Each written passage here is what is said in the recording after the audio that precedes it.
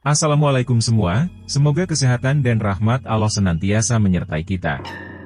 Pada kesempatan kali ini, saya akan mempersembahkan sebuah cerita yang ditulis oleh Henry Setiawan, berjudul, Bulan Hujan dan Perempuan di Sudut Taman, Part 10.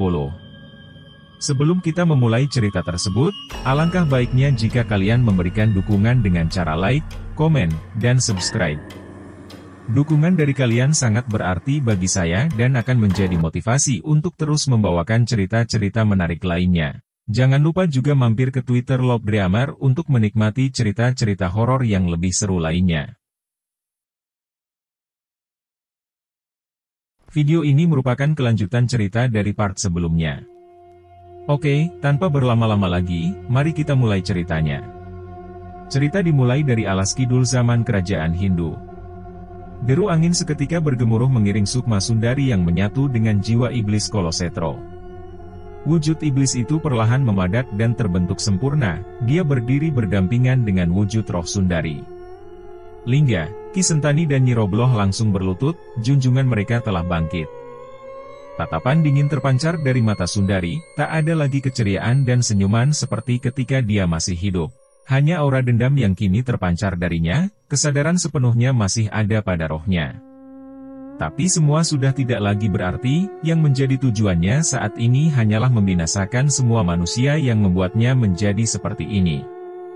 Diawali dari ketiga sosok di depannya, namun hal itu ternyata urung terjadi, sebab ketiga sosok itu telah terikat perjanjian dengan Kolosetro. Mereka diberikan jaminan hidup abadi karena telah berhasil membangkitkannya. Kolosetro menggerakkan tangannya ke depan, kabut tipis keluar menggulung lalu membalut tubuh ketiga orang itu.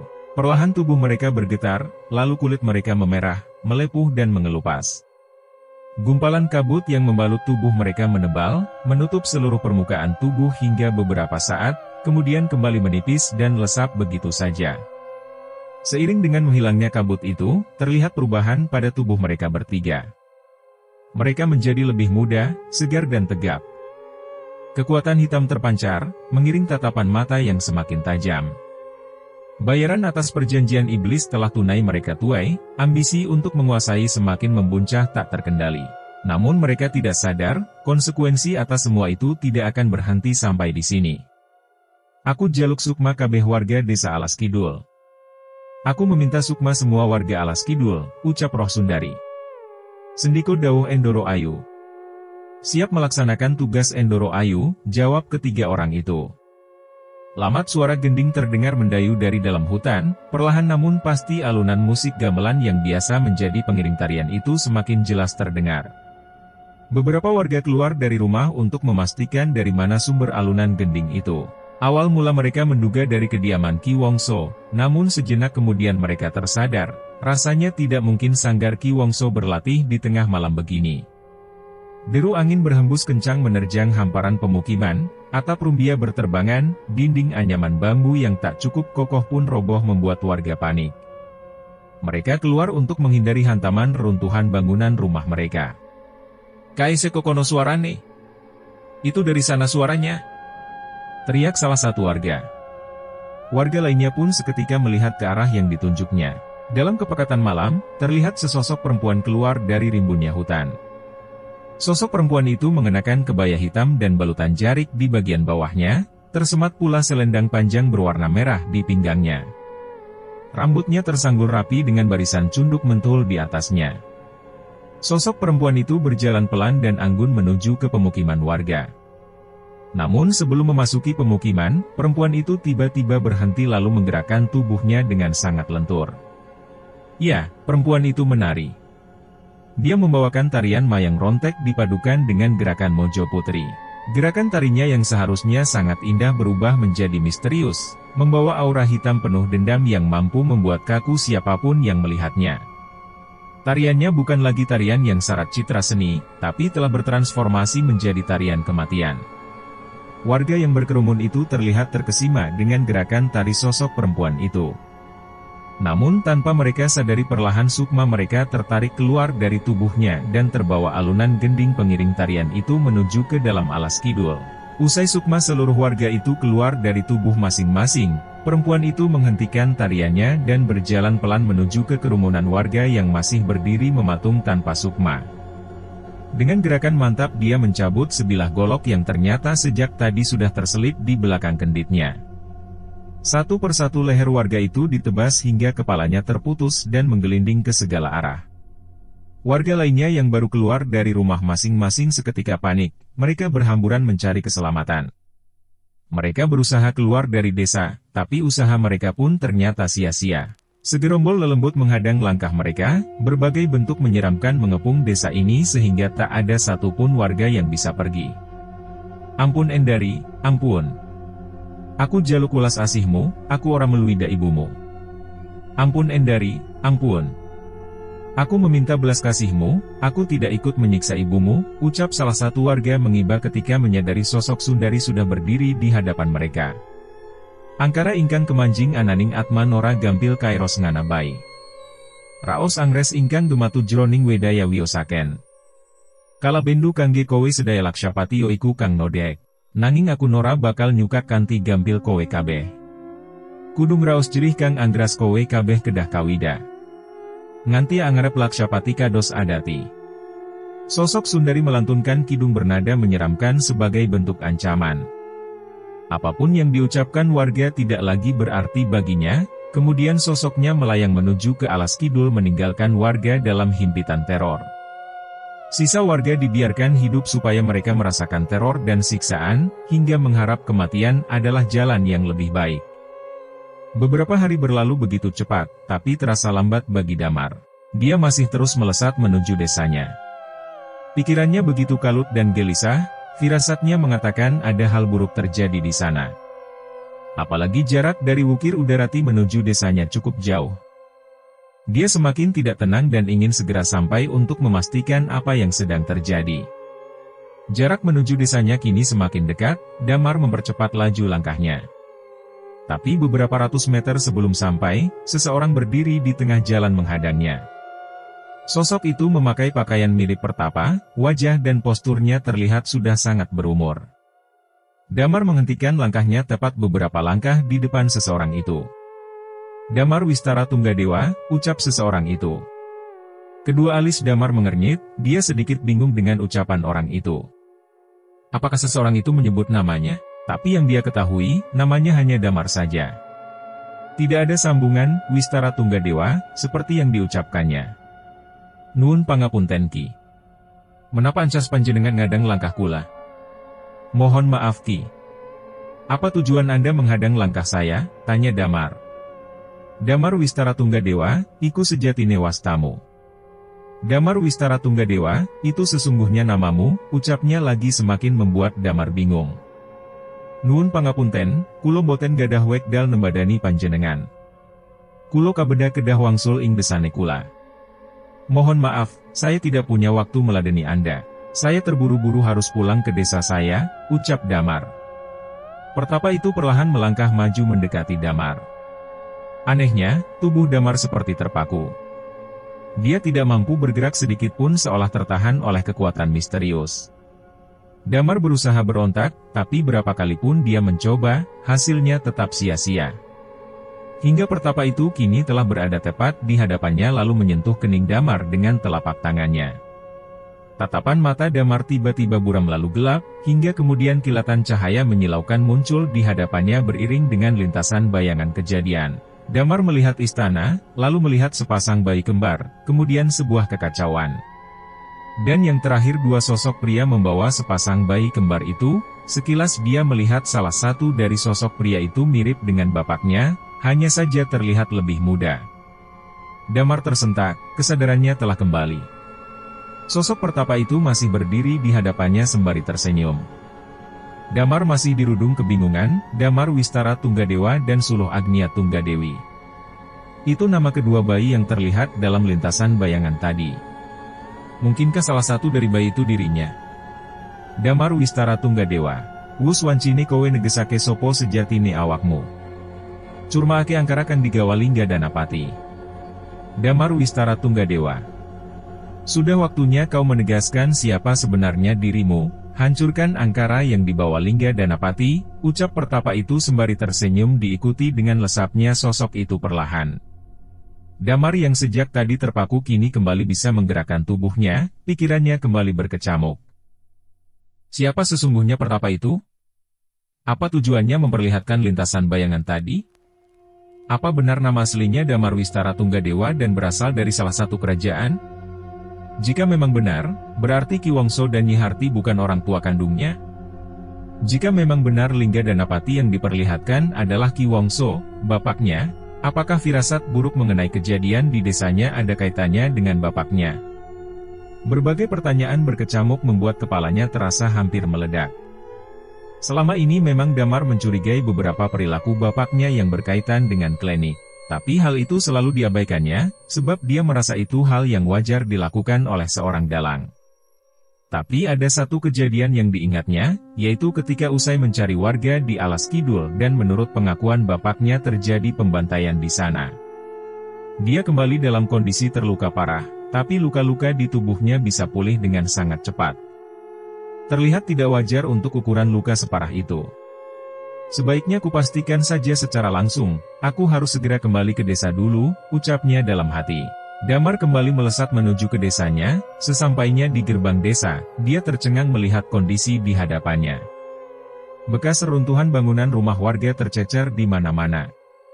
Beberapa mayat tanpa kepala yang mulai membusuk tergeletak tak beraturan. Bekas muncatan cairan merah yang mulai mengering pun terlihat di sana, aroma busuk segera menguar menusuk hidungnya. Apa yang terjadi di sini? Di mana orang-orang? Gumamnya. Sambil menahan mual yang mulai mengaduk perutnya, Damar melangkahkan kaki memasuki desa. Tempat yang dituju pertama kali adalah rumahnya. Sepanjang perjalanan menyusuri jalanan desa, dia tidak menemui siapapun. Apakah sisa warga sudah meninggalkan desa ini? Atau justru mereka semua telah terbunuh? Sesampainya di rumah, kembali hanya kesunyian yang menyambutnya. Seluruh ruangan ditelusurinya, tapi lagi-lagi dia tidak menemukan siapapun. Kedua orang tuanya tidak ada di sini. Berbagai dugaan melompat liar dari pikirannya. Damar tergesa pergi dari rumahnya menuju ke rumah Sundari. Sesampainya di depan rumah Sundari, Damar kembali tercengang. Rumah perempuan yang dicintainya itu kini telah rata dengan tanah.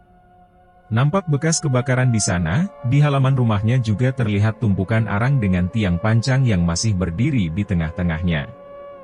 Damar memandang nanar kondisi di hadapannya, pikirannya kembali melayang tak tentu arah. Hingga tiba-tiba lamunannya dibuyarkan ketika seseorang memanggilnya. Mas Damar! Merene! Mas Damar! Kesini, ucap seseorang dari balik reruntuhan bangunan rumah Sundari. Damar mengamati dulu beberapa saat, hingga dia bisa memastikan bahwa seseorang yang memanggilnya adalah salah satu warga desanya. Opo Kangus Kedadening Kenelik Dirman. Apa yang sudah terjadi di sini Lik Dirman? Tanya Damar. Ayo melu aku sek Mas Damar.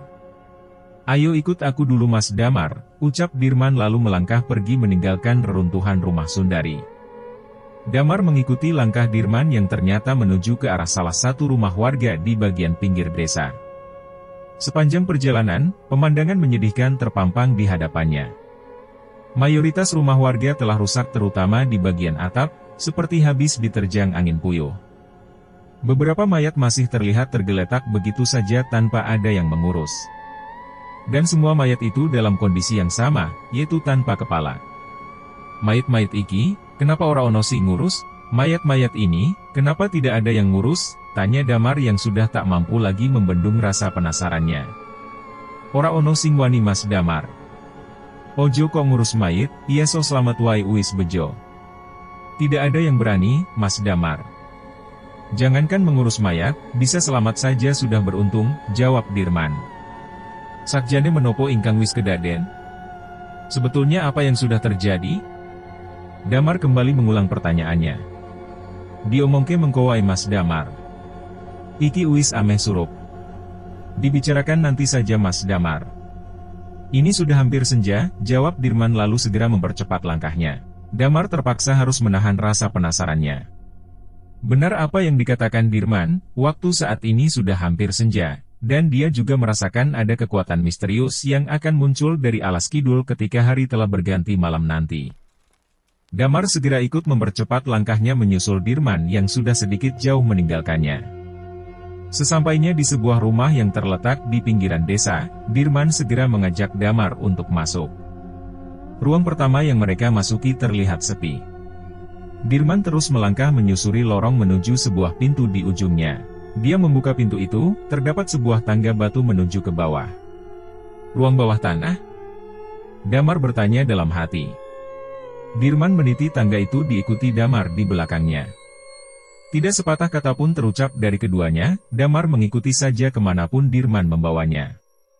Yang menjadi pertanyaannya saat ini hanyalah, bagaimana bisa ada rumah yang memiliki ruang bawah tanah di desa ini? Dan siapa pula yang membuatnya? Omah iki sebenarnya nggone Ki Wongso, aku sing bangun. Tujuane kanggo tempat ritual. Nanging aku orang ngerti ritual opo Mas Damar. Rumah ini sebetulnya milik Ki Wongso, saya yang membangun. Tujuannya untuk tempat ritual. Tapi aku tidak tahu ritual opo, Mas Damar, ucap Dirman menjelaskan sekaligus menjawab rasa penasaran Damar. Di ujung tangga, kembali terdapat pintu yang tertutup rapat. Dirman segera membuka pintu itu. Ketika Damar telah memasuki ruangan, dia seketika kembali kaget, beberapa warga berada di sini. Mereka meringkuk di sudut-sudut ruangan dengan raut wajah ketakutan. Beberapa sisa makanan yang terlihat sudah tidak layak tergeletak di beberapa tempat. Iki sisa warga sing selamat Mas Damar. Ini sisa warga yang selamat Mas Damar, ucap Dirman. Tulung jelaske menopo kang wis kedaden ning kene. Tolong jelaskan apa yang sudah terjadi di sini, pinta Damar sekali lagi. Sedurunge aku jaluk ngapuramu Mas Damar. Sebelumnya aku minta ampunanmu Mas Damar, ucap Dirman mengawali penjelasannya. Sundari wis dadi abdi lelembut alas kidul, saiki nyawa warga diincar kabeh. Saben bengi mesti ono wong siji kang dadi korban. Sundari sudah menjadi pengabdi lelembut alas kidul. Sekarang nyawa warga diincar semua. Setiap malam pasti ada satu orang yang menjadi korban. Dirman mulai menceritakan seluruh kejadian di desanya, diawali dari kecurigaan warga atas menghilangnya 3 orang yang mengawasi rumah Sundari, penghakiman kepada Ibu Sundari karena mengakui dialah orang yang menyebabkan teror, sampai menghilangnya Sundari dan Ki Wongso, lalu tiba-tiba Sundari kembali ke desa dalam wujud lelembut dan membantai warga. Dia menyisakan beberapa warga untuk disiksa dalam rasa takut dan mengambil korban berikutnya 1 orang setiap malam. Damar merasa sulit untuk mempercayai cerita dari Dirman, tapi melihat kondisi desa, warga dan fakta mengenai kutukan Toh Jiwo pada Sundari, hal itu tidak mustahil benar-benar terjadi. Bahkan Dirman juga menjelaskan, persembunyian mereka di sini pun sebetulnya sama sekali tidak ada jaminan keamanan.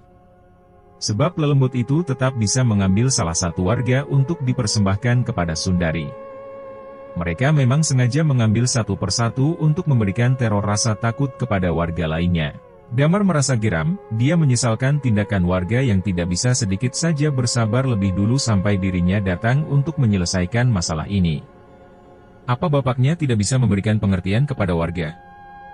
Atau jangan-jangan justru bapaknya sendiri terlibat dengan teror ini? Seperti lintasan bayangan yang diperlihatkan sosok Pertapa sebelum dia sampai di desa tadi. Saat Damar sedang memikirkan hal itu, tiba-tiba keris kembang maya yang ada di balik bajunya bergetar lalu mengeluarkan hawa panas.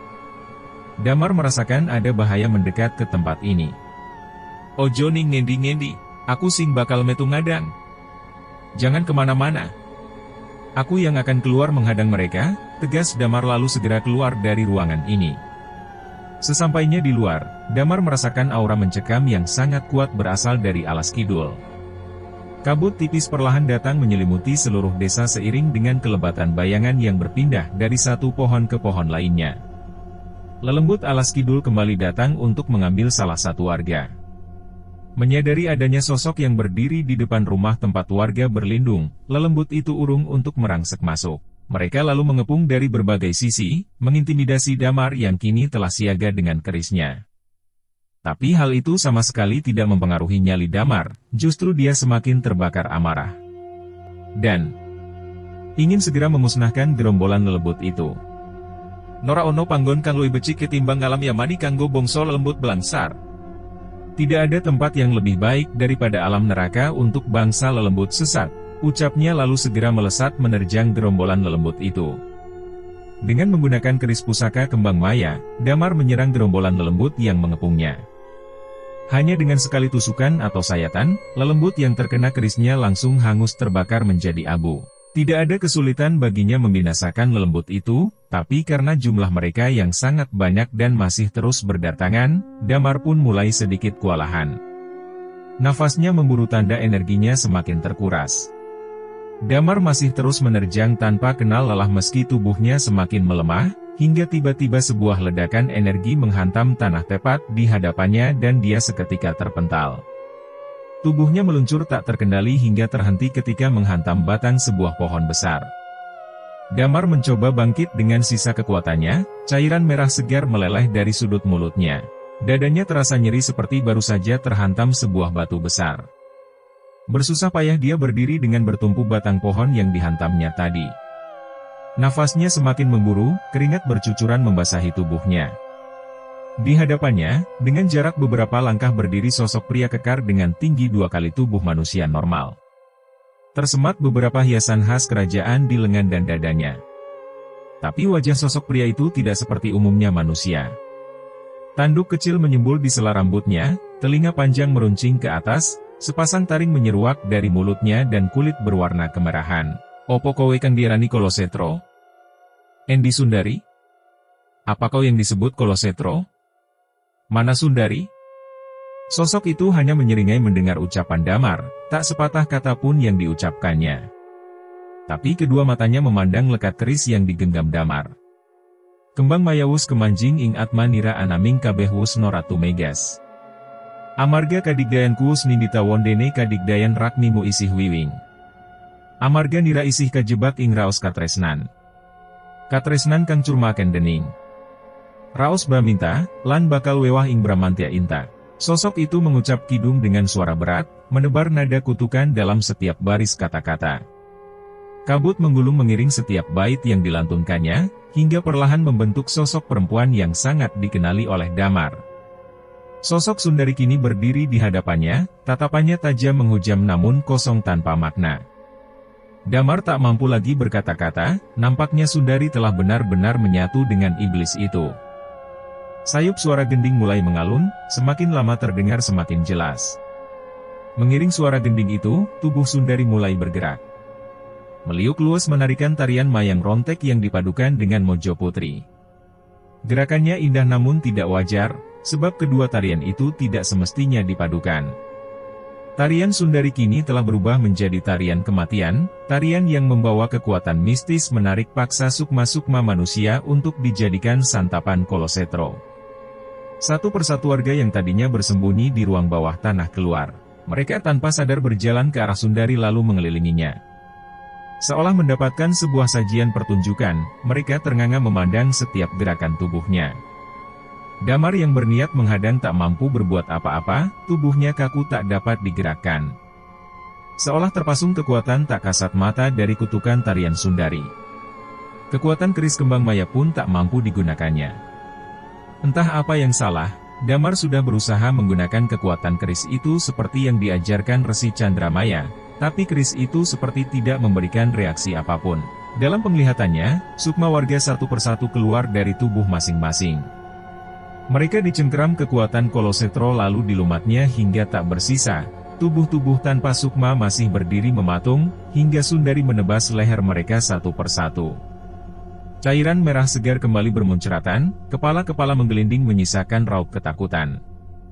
Usai seluruh warga dibantai dengan sadis, sosok Sundari perlahan melesap menjadi gulungan kabut dan hilang begitu saja diikuti sosok Kolosetro. Damar masih terpaku, dia benar-benar menyesal telah terlambat datang ke desa ini hingga mengakibatkan Sundari dan seluruh warga desa menjadi korban Kolosetro. Saat Damar masih berusaha terlepas dari belenggu tak kasat mata, tiba-tiba 3 sosok manusia datang mendekatinya. 2 orang lelaki dan 1 orang perempuan, Damar terbelalak ketika mengenali salah satunya. Dia adalah Ki Wongso, bapaknya, tapi raut wajahnya terlihat jauh lebih muda. Jebule kowe isih urip, nanging ora suwe meneh.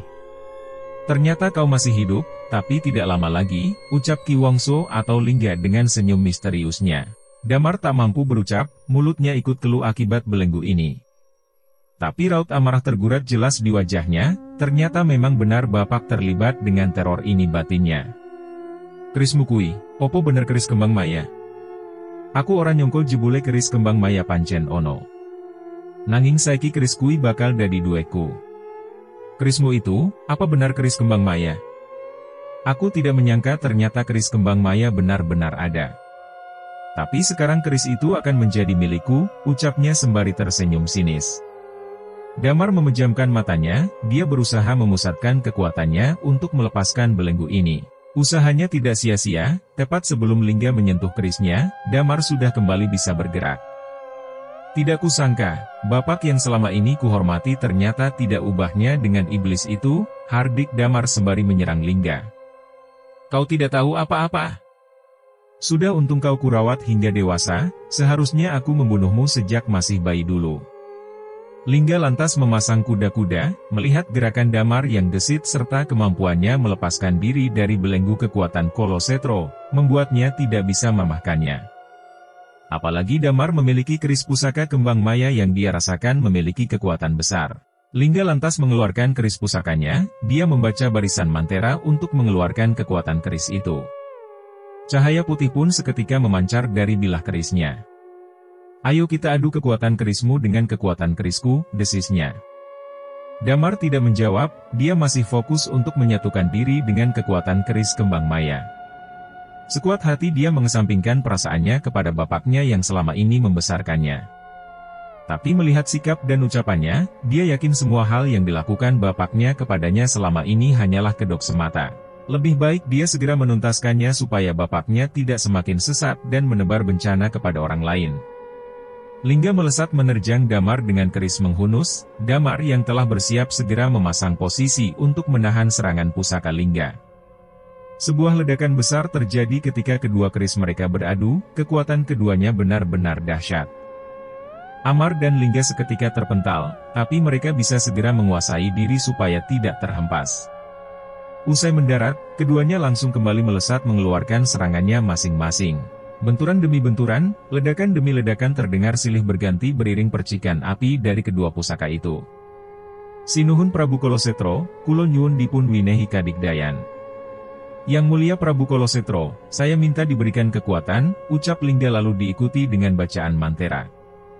Kekuatan misterius merasuk, perlahan tubuhnya membesar, wajah yang sebelumnya tampan kini berubah menyeramkan.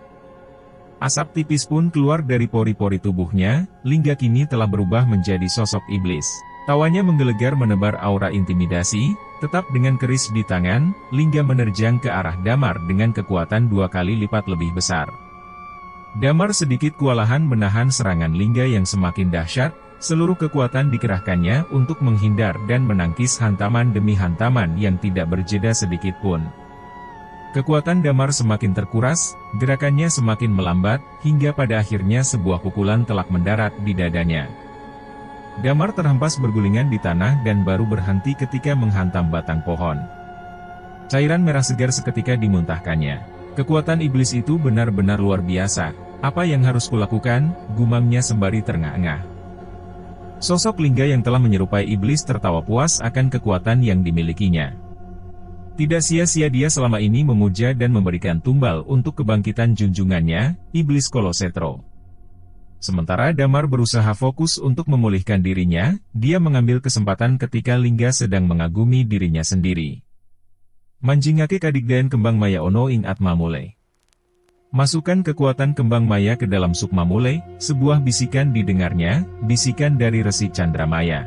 Damar paham apa yang dimaksud oleh gurunya itu, dia lantas fokus untuk menarik kekuatan keris pusakanya dan memasukkan ke dalam sukmanya. Perlahan namun pasti, tubuh Damar pulih dari luka dalam yang dialaminya. Lingga yang juga merasakan kekuatan merasuk ke dalam tubuh Damar seketika menatapnya tajam. Tak mau membuang waktu, dia langsung menerjang Damar yang masih duduk bersila sambil memejamkan mata. Tepat sebelum serangan Lingga mendarat, Damar langsung membuka mata dan berkelit untuk menghindar. Gerakannya kini jauh lebih gesit, dia dengan mudah dapat menghindari serangan berkekuatan dahsyat itu. Selain itu, dia juga bisa merasakan arah datangnya serangan meski matanya masih terpejam. Nampaknya kekuatan keris pusakanya telah benar-benar merasuk ke dalam sukmanya. Damar langsung memasang kuda-kuda dan bersiap memberikan serangan balik, kedua sosok itu saling jual beli serangan. Tak terhitung berapa kali masing-masing tubuh mereka terhantam dan terhempas, tapi keduanya seolah tidak merasakan sakit. Mereka langsung bangkit dan kembali saling serang. Pangapisane ono ning mustika kang kasemat ing dadanele. Kelemahannya ada di mustika yang tertanam di dadanya Le. Resi Chandramaya kembali memberikan petunjuk di sela-sela pertempuran mereka. Damar kini memfokuskan serangannya ke arah dada Lingga, tapi itu bukanlah hal yang mudah. Sebab Lingga selalu menutup pertahanannya, terutama di bagian dada. Nampaknya dia melindungi bagian tubuh yang merupakan kelemahannya. Tapi dengan kecerdikan dan petunjuk dari Resi, Damar akhirnya bisa mengelabui Lingga. Dengan gerakan memutar lalu menyerang bagian kepala, memaksa Lingga harus menahan serangan itu dan membuat bagian dadanya terbuka. Tidak menyia-nyiakan kesempatan yang tipis itu, Damar langsung berkelit dan menusukkan keris kembang maya tepat di bagian dada di mana mustika itu tertanam. Lingga berteriak ketika menyadari dadanya telah tertusuk dan mustika yang berada di dadanya hancur. Tubuhnya terhempas bergulingan lalu menyusut dan kembali ke sosoknya semula ketika belum mendapatkan kekuatan Kolosetro. Nyi Robloh, Ki Sentani, tulungi aku.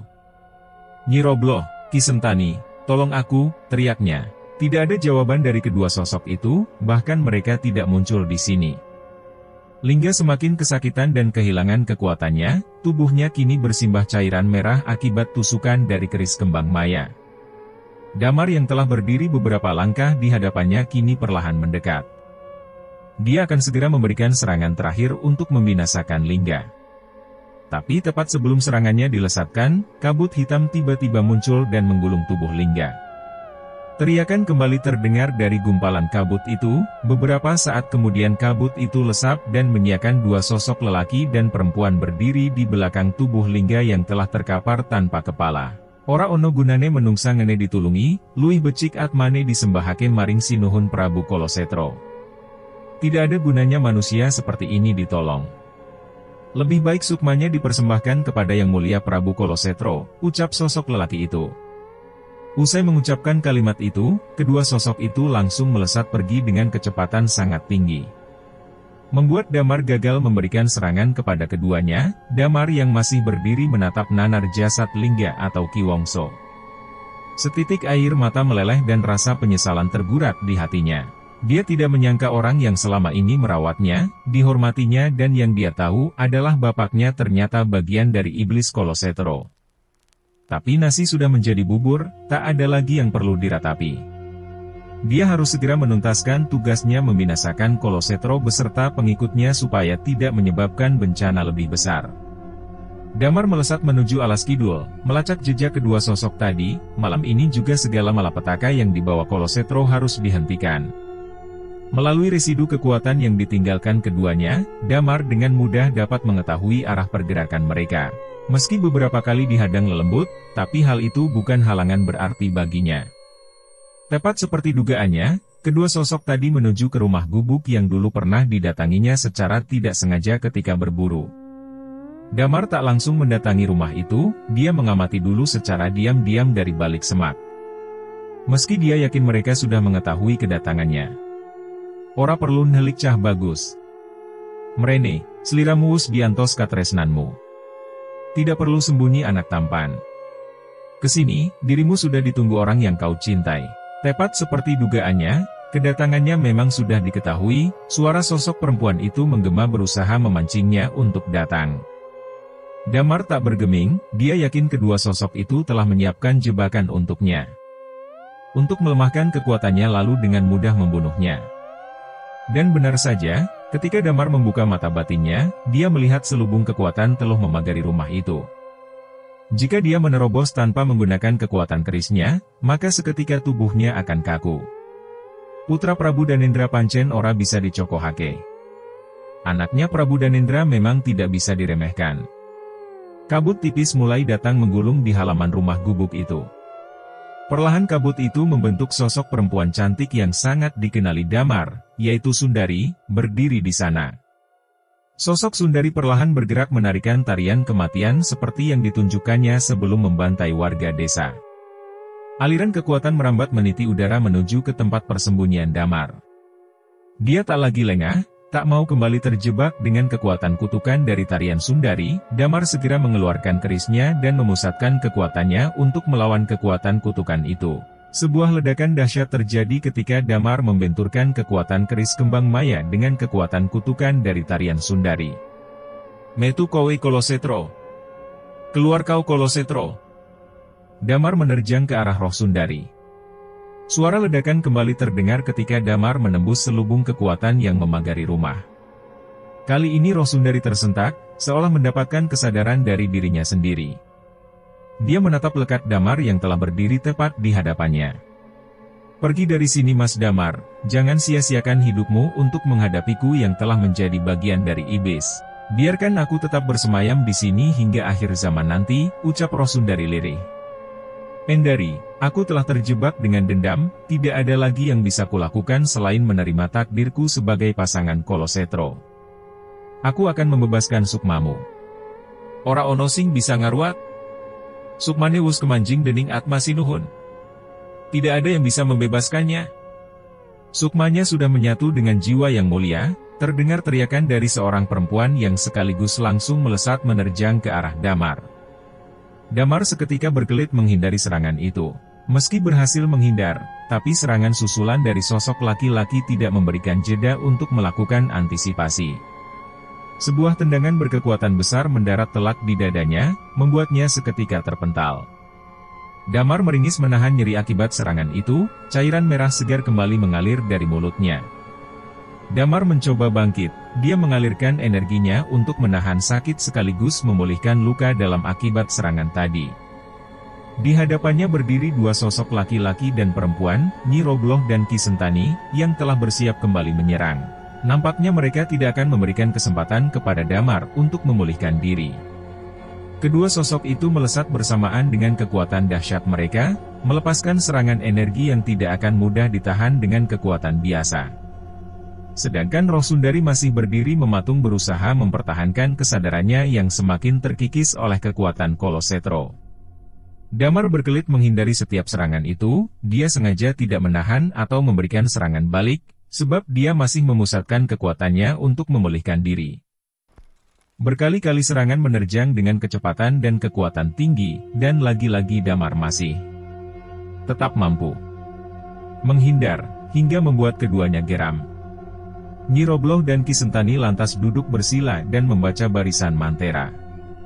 Nampaknya mereka akan meminta kekuatan iblis seperti yang dilakukan Lingga.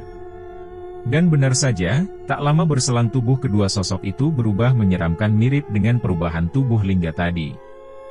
Jika memang mereka memiliki kekuatan yang sama, maka mereka juga memiliki kelemahan yang sama, batin Damar. Dia mulai menarik kekuatan keris kembang maya dan memasukkannya ke dalam sukmanya. Kedua sosok itu kembali menyerang, kali ini kekuatan mereka menjadi jauh lebih besar dari sebelumnya. Tapi hal serupa juga terjadi pada Damar, kekuatan keris kembang maya sudah menyatu dengan sukmanya. Damar mampu mengimbangi kekuatan kedua manusia iblis itu, dia dengan mudah mampu menghindari setiap serangan mereka. Satu hal yang merepotkan adalah mereka menyerang bersama dengan formasi yang saling mengisi. Seolah tidak memberikan celah sedikit pun bagi Damar untuk menyerang balik. Jual beli serangan masih terus terjadi, tapi sejauh ini belum terlihat siapa yang lebih unggul. Di sini kejelian dan kecerdikan masing-masing diuji, Damar sedikit membuka pertahanannya untuk memancing salah satu atau keduanya menyerang sehingga juga membuka pertahanan mereka. Tepat seperti perkiraannya, ketika Nyi Robloh menyerang dengan pukulan dan disusul dengan tendangan Ki Sentani, Damar melihat sedikit celah di sana. Tidak mau menyia-nyiakan kesempatan, Damar langsung berkelit menghindar dengan melompat lalu menukik tajam dengan kecepatan tinggi dengan menghunuskan kerisnya. Suara ledakan kembali terdengar ketika keris kembang maya menghantam kekuatan yang menyelubungi tubuh Ki Sentani.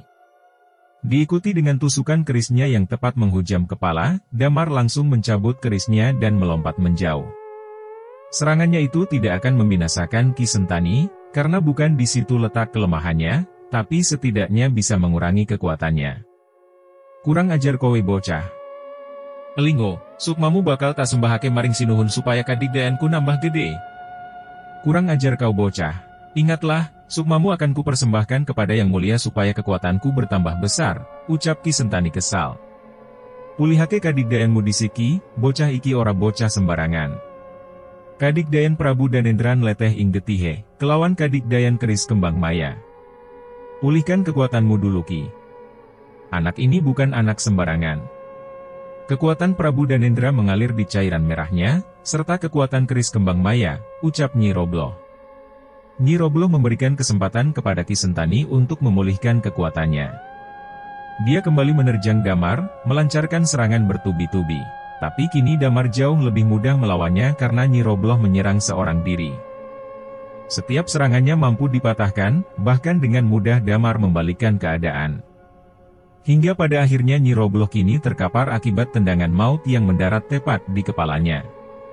Damar kembali melesat ke arah Nyi Robloh yang sudah tidak berdaya, dia akan segera mengakhiri pertarungan ini dengan membinasakannya. Tapi tepat sebelum keris kembang maya menghujam dadanya, tempat mustika yang menjadi kelemahannya tertanam, Ki Sentani tiba-tiba melesat dan menerjang tubuh Damar. Damar yang tidak menyadari kedatangannya seketika terlempar dan jatuh bergulingan di tanah. Bocah iki pancen ora bisa diremehake, dewek kudu nyuwun pitulungane Sinuhun. Anak ini memang tidak bisa diremehkan, kita harus minta pertolongan dari Yang Mulia, ucap Ki Sentani. Nyi Robloh yang terluka parah hanya bisa mengangguk setuju, mereka langsung duduk bersila dan membaca mantera untuk memanggil Kolosetro, sementara Damar langsung bangkit untuk bersiap menyerang kembali. Tidak ada luka berarti akibat serangan barusan. Nampaknya kekuatan Ki Sentani memang sudah melemah, meskipun wujudnya belum berubah. Angin puyuh menderu mengiring bacaan mantera kedua pengabdi iblis itu, menandakan ritual pemanggilan mereka terjawab. Damar yang telah bersiap menyerang pun seketika berhenti bergerak. Dia mengamati dulu apa yang akan terjadi, sebab dia tidak mau gegabah untuk menyerang tanpa perhitungan matang. Kekuatan iblis Kolosetro juga tidak bisa diremehkan. Kepulan debu yang terbawa angin menggulung di belakang kedua sosok pengabdi iblis, membentuk sosok yang semakin menegas dengan posturnya yang menyeramkan. Kolosetro telah datang memenuhi panggilan pengabdinya. Sugeng rawuh Sinuhun, kaula nyuwun dipun paringi kadigdayan Kangge Yudara Manungsa menika. Selamat datang Yang Mulia, kami meminta diberikan kekuatan untuk mengalahkan manusia itu, ucap Ki Sentani sembari bersujud di hadapan Kolosetro. Nyi Robloh pun mengikutinya. Kolosetro tak menjawab, dia melangkah ke depan lalu memegang kepala kedua pengikutnya. Tubuh mereka bergetar hebat, mereka tersenyum merasa akan mendapatkan suntikan kekuatan besar dari junjungannya. Tapi yang terjadi justru sebaliknya, sesaat kemudian keduanya teriak seolah kesakitan. Mereka mencoba berontak untuk melepaskan diri, tapi kekuatan cengkeraman Kolosetro tak mudah dilepas begitu saja. Kolosetro mencabut kepala kedua pengikutnya dan melepas sukma mereka lalu menangkap dan melumatnya. Manungsa koyongene ora pantes urip, pantese sukmane dadi pakananku. Manusia seperti ini tidak pantas hidup, pantasnya sukmanya jadi makananku, ucap Kolosetro menggema. Usai menyantap sukma kedua pengikutnya, tubuh Kolosetro kembali membesar. Aura merah terpancar darinya, menandakan kekuatannya meningkat drastis. Damar yang melihat kejadian itu terkejut, dia tidak menyangka Kolosetro tega menghabisi pengikutnya untuk meningkatkan kekuatannya sendiri. Tapi memang begitulah sifat iblis, manusia yang merasa hebat karena telah bersekutu dengannya justru hanya dijadikan santapan untuk meningkatkan kekuatannya sendiri. Meski tak dapat dipungkiri Damar sedikit lega karena dua penghalangnya telah sirna, tapi menghadapi kekuatan Kolosetro saat ini bukanlah hal mudah. Kowe ugo duwe kadigdayan kang murda manungsa, gathuk kanggo pakananku ugi. Kamu juga memiliki kekuatan yang besar manusia, cocok untuk makananku juga. Ojo ngarep. Kowe kan bakalan tak windasake. Jangan berharap kau yang akan kubinasakan. Damar langsung melesat menyerang Kolosetro, tapi hanya dengan satu sapuan tangannya, serangan Damar bisa dengan mudah dimentahkan, bahkan membuatnya terhempas. Kekuatannya benar-benar luar biasa, gumam Damar sembari berusaha bangkit. Tangan Kolosetro lantas diarahkan ke roh Sundari. Sundari yang awalnya mampu memunculkan kesadarannya pun seketika kembali dikuasai Kolosetro. Dia melangkah menuju tempat iblis itu lalu berdiri di hadapannya. Damar yang melihatnya terpancing amarah. Dia kembali melesat menyerang, tapi sebelum serangannya sampai, roh Sundari seketika berbalik dan melindungi Kolosetro. Damar yang terkejut langsung menghentikan serangannya. Kurang ajar, dia menggunakan roh Sundari untuk melindungi dirinya, umpatnya. Meski hanya berbentuk roh, tapi Damar tetap tak kuasa untuk menyerang kekasihnya. Dia masih punya keyakinan bahwa roh Sundari bisa dilepaskan dari belenggu kutukan itu dan menenangkan jiwanya. Endari, lawan kekuatan iblis itu dan menyingkirlah. Aku yakin kau mampu, teriak Damar. Tapi Sundari masih tak bergeming, dia tetap berdiri di depan Kolosetro. Damar berpikir keras mencari cara untuk menyerang Kolosetro. Meski Sundari sudah berwujud roh, tapi keris pusakanya tetap bisa melukainya. Dia tidak mau mencelakakan roh Sundari.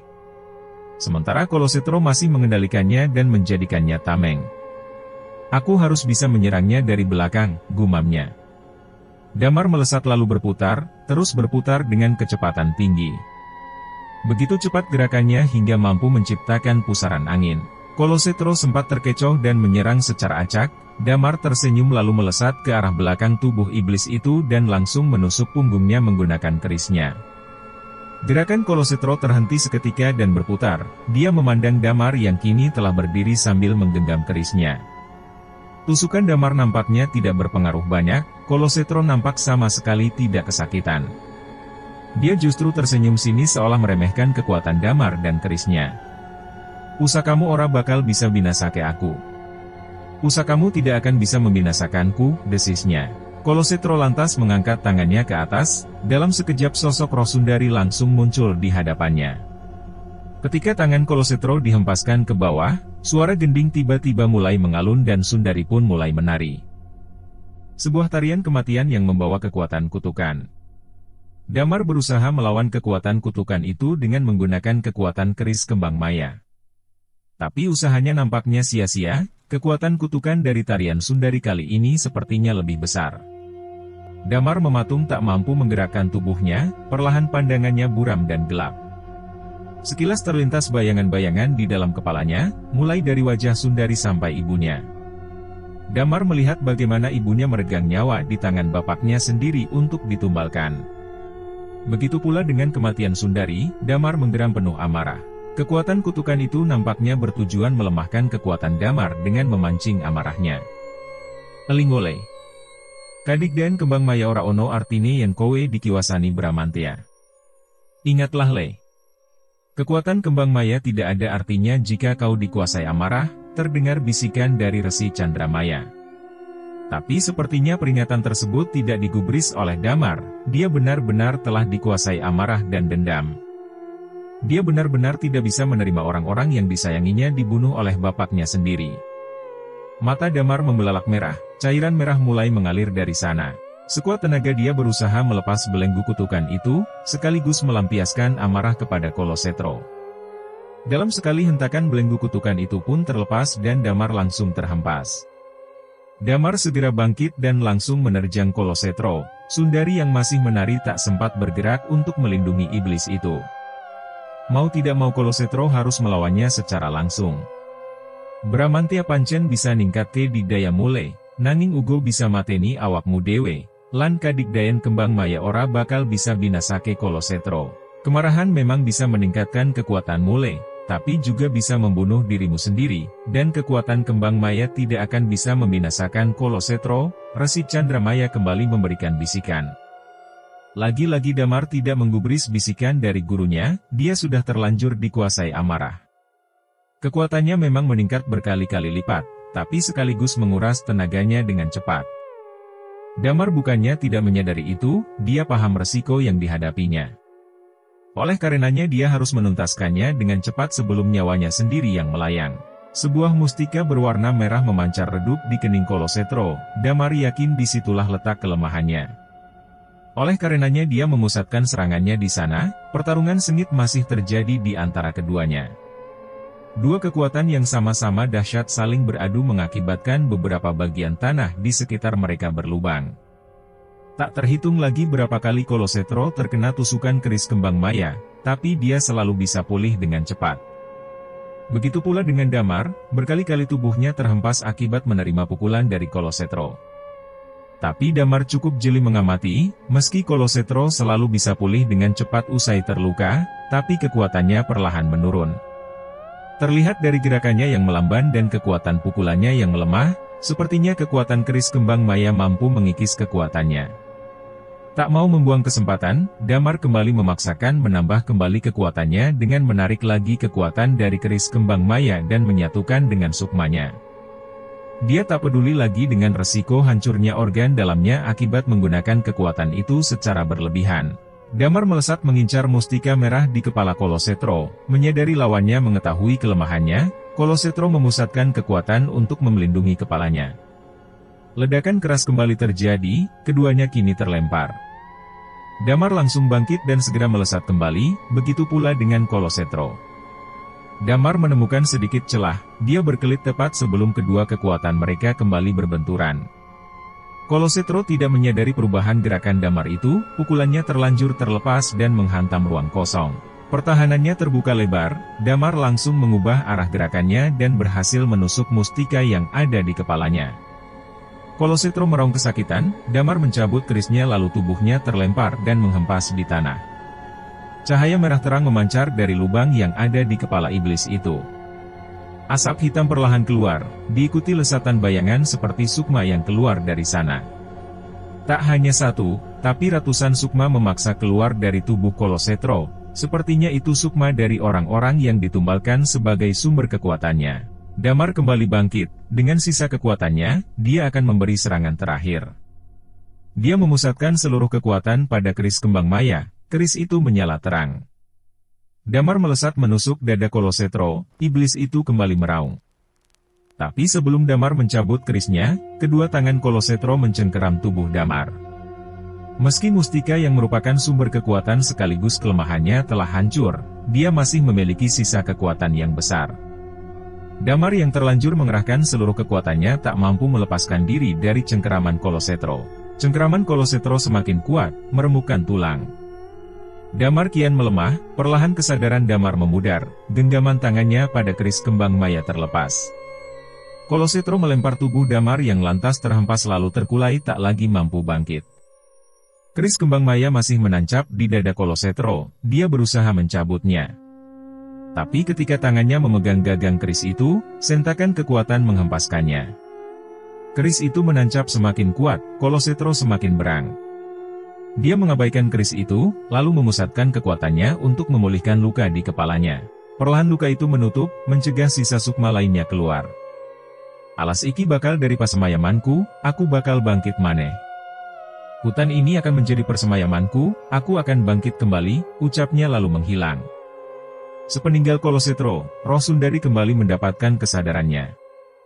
Sundari menghampiri Damar, dia begitu sedih melihat kondisi Damar, nyawa Damar sudah berada di ujung tanduk. Tapi dia masih sadar dan berusaha untuk bangkit meski hanya mampu duduk bersandar pada sebatang pohon yang roboh. Maafkan aku Endari, aku tidak mampu mengendalikan nafsu amarahku, ucap Damar terbata. Sumaku masih menyatu dengan jiwa Kolosetro, sewaktu-waktu aku masih bisa dikendalikannya untuk mencari tumbal untuknya. Sampai dia bisa kembali bangkit nanti, ucap roh Sundari. Meski ragaku mati, sukmaku tidak akan pernah bisa tenang sebelum membebaskanmu dari kutukan itu, ucap Damar lagi. Tunggulah aku di sini, aku pasti akan kembali suatu saat nanti, meski melalui raga orang lain. Aku akan mengambil kembali keris kembang maya dan membebaskan sukmamu dari kutukan Kolosetro, sambungnya. Maafkan aku, ucapnya untuk yang terakhir kali, lalu terkulai menjemput ajal. Cerita berpindah ke penghujung tahun 2004. Aku merasa tubuhku tertarik paksa menembus gerbang dimensi. 1, 2, 10, 20, masih belum berhenti. Tak terhitung lagi berapa gerbang yang telah kulewati, hingga kurasakan tubuhku nyeri seperti tertusuk ribuan jarum. Semakin lama semakin terasa nyeri hingga hampir tak mampu lagi kutahan.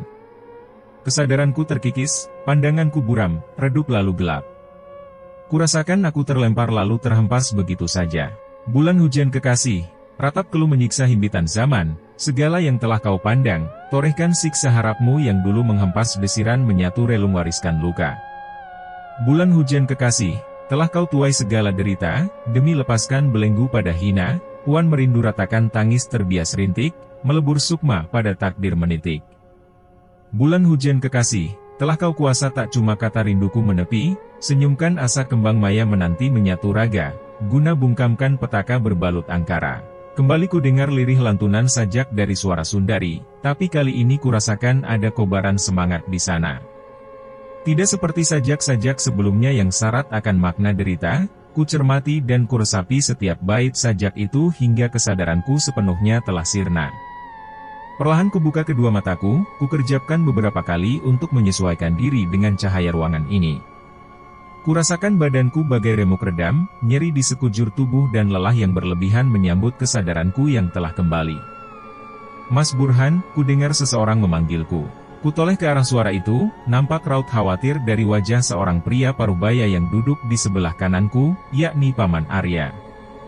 Ku coba bangkit untuk duduk, tapi sepertinya seluruh otot tubuhku masih kaku sehingga aku gagal mengontrol gerakanku. Tetap berbaring saja Mas.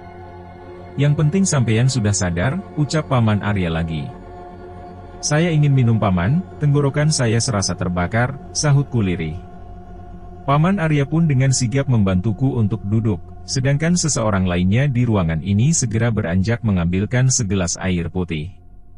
Bantu tahan badannya Aji, biar ku bantu meminumkan air ini, ucap Paman Arya. Tanpa menjawab, Aji yang tadi mengambilkan minum segera menopang badanku supaya tidak kembali luruh. Sedangkan Paman Arya meminumkan segelas air putih yang telah didoakan, ku minum segelas air itu dengan lahap hingga tandas. Paman Arya tersenyum tipis melihat gelagatku. Sepertinya Mas Burhan akan segera pulih dengan cepat, selorohnya. Tepat seperti ucapan Paman Arya, perlahan kurasakan tubuhku semakin segar. Hingga dalam waktu beberapa menit saja aku sudah tidak membutuhkan bantuan dari Aji untuk menopang badanku. Apa yang terjadi Paman? Tanyaku kemudian. Kami tadi hampir saja kehilangan Mas Burhan. Pak Kiai sudah mencoba menarik kembali sukma Mas Burhan tapi selalu gagal, seolah sukma Mas Burhan memiliki keinginan sendiri untuk menjelajahi masa lalu sukma Damar. Beruntung di saat yang tepat Mas Burhan kembali sebelum terjadi luka dalam yang fatal, sambungnya. Apa Mas Burhan bisa menceritakan apa yang terjadi di sana? Tanya Aji. Sabar dulu Aji, biarkan Mas Burhan pulih dulu, potong Paman Arya. Tidak apa-apa Paman, saya baik-baik saja. Justru saya merasakan tubuh saya bisa pulih dengan cepat, jawabku. Sekarang saya sudah tahu segalanya tentang Damar, juga tentang keris kembang maya, termasuk cara mengambilnya dan cara menggunakannya, sambungku sambil tersenyum. Jadi Mas Burhan melihat semuanya? Tanya Paman Arya. Tidak, justru saya mengalaminya sendiri sebagai Damar. Dan setelah kembali, ingatan itu tidak hilang dari saya, jawabku. Bagus kalau begitu, kita bisa segera memusnahkan iblis itu, sahut Aji. Bagaimanapun juga jangan gegabah Aji, Mas Burhan tetap membutuhkan waktu untuk pulih sepenuhnya. Dan kita harus menyusun rencana yang matang, ucap Paman Arya. Benar kata Paman Arya, bukan tentang tubuh saya yang masih membutuhkan pemulihan. Tapi kita harus memilih waktu yang tepat. Jika kita bertindak sekarang, Roh Sundari akan melindungi iblis itu, ucapku. Jadi kapan waktu yang tepat itu Mas? Tanya Aji. Saat puncak bulan hujan, jawabku. Baiklah, kita bahas besok saja. Sebaiknya kita istirahat dulu, ucap Paman Arya. Di mana Pak Kiai? Tanyaku khawatir sebab sedari aku sadar tidak mendapati keberadaannya di ruangan ini. Beliau sudah kembali ke ruangannya untuk istirahat setelah memastikan Mas Burhan hanya pingsan tadi. Beliau juga kehilangan hampir seluruh tenaganya, tapi Mas Burhan tidak perlu khawatir. Beliau baik-baik saja, hanya kelelahan, jawab Paman Arya. Aku lega mendengarnya, karena aku tidak pernah berpikir untuk membuat orang lain celaka. Jika terjadi apa-apa dengan Pak Kiai, sudah jelas akulah penyebabnya. Pada akhirnya obrolan ini kami akhiri, kami kembali merebah untuk mengistirahatkan badan yang telah benar-benar kelelahan ini. Bersambung. Tunggu kelanjutan cerita di bagian berikutnya, yang akan segera Mimin unggah dalam waktu dekat. Untuk video part sebelumnya, sudah Mimin taruh di dalam deskripsi. Serta ada juga cerita lainnya, yang tidak kalah bagusnya. Jangan lupa untuk like dan bagikan cerita ini kepada teman-teman dan saudara kalian, supaya channel ini terus berkembang.